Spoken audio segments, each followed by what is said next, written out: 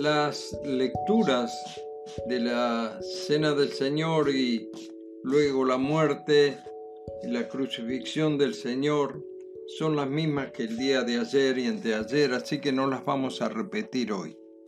El día de la semana es viernes 16 del mes. Recordemos que la forma judía, como hemos hablado ya varias veces, de contar los días, al anochecer de este día comenzaría el Sabbat semanal, o sea, el séptimo día de la semana en los que no tendrían que hacer ningún tipo de trabajo o actividad, sino dedicarlo totalmente al servicio de Dios y a su honra. Esta semana especial tenía 2 sábados, el día del inicio de los panes sin levadura y que quedaba en el medio de la festividad de la Pascua y de los panes sin levadura, que duraba 7 días. Este es un día de silencio de los evangelios. Los discípulos estarían encerrados con mucho dolor, procesando la traición de Judas, asombrados por su suicidio y pensando qué podría haber pasado para que todos los proyectos que ellos tenían se habían derrumbado.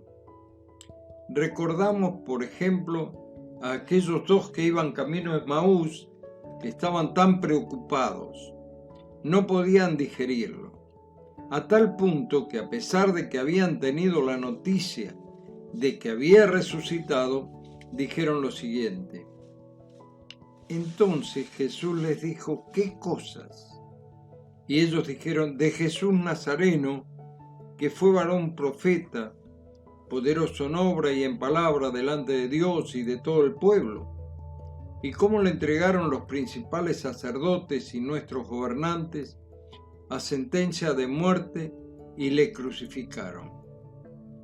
Pero nosotros esperábamos que Él era el que había de redimir a Israel, y ahora, a todo esto, hoy ya es el 3er día que esto ha acontecido. Lucas 24, del 19 al 21. Lean esta porción, es muy interesante. Pero además, ellos no habían creído a las mujeres que decían que había resucitado. Estos 2 son la imagen misma de la desilusión.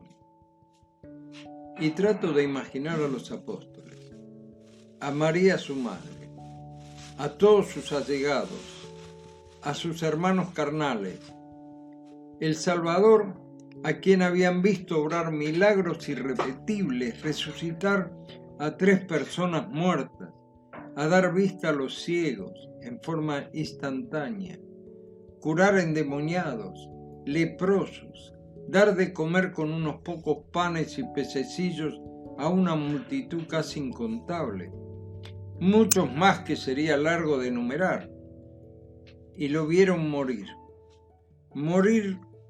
de una muerte atroz, y encima quedar tapado por una piedra en una cueva. Estarían al borde de la depresión, a tal punto que, como estos 2 que oyeron la novedad de que había resucitado, no lo creyeron y se fueron a su casa, a Emaús. El ser humano, aún viendo y oído, llega a un punto que no cree. Nuestra fe es tan débil que un pequeño movimiento del piso, algo que nos parece que era así y ahora no lo es, y se acabó nuestra confianza y dejamos de saludar a algún hermano o de ir a las reuniones o cosa por el estilo. Esto no es una actitud correcta. Miren, aún en estos momentos de pandemia nos preguntamos ¿por qué? ¿Por qué me toca a mí? ¿Por qué a mi pariente? ¿Por qué a mi familia? Nosotros mismos estamos pasando por 2 pruebas familiares muy grandes. 2 hijos entre octubre y marzo han quedado viudos, sus hijos huérfanos de madre, a sus nietos sin su abuelita, a nosotros sin 2 hijas. Todo esto significa, lo tenemos que asumir, tenemos que tomarlo como Job. En todo esto, dice la Escritura, Job no pecó, ni atribuyó a Dios despropósito alguno. Job 1:22. Nuestra iglesia y muchos de nuestros queridos hermanos nos están sosteniendo en la fe y en el amor.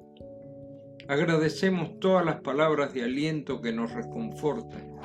Sabemos que este no es el final de la película y seguiremos firmes sirviendo al Señor. Pero claro, los discípulos no sabían. El triunfo se estaba gestando en esos días del silencio de Dios. Por eso debemos comprenderlo.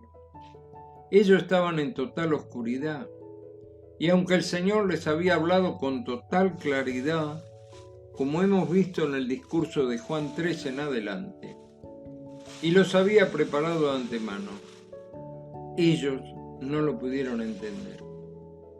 Fue tan grande el impacto de verle morir torturado y clavado en la cruz que les tapó la visión de la fe. Y en lugar de juzgarlos, debemos comprenderlos, porque alguna vez nosotros hemos pasado por momentos así, tal vez. Recordemos la enseñanza de la Escritura. Sin fe es imposible agradar a Dios, porque es necesario que el que se acerca a Dios crea que le hay y que es galardonador de los que le buscan. Hebreos 11:6. Es necesario que el que se acerca a Dios crea que le hay. Que el Señor nos bendiga. Será hasta mañana si Dios quiere.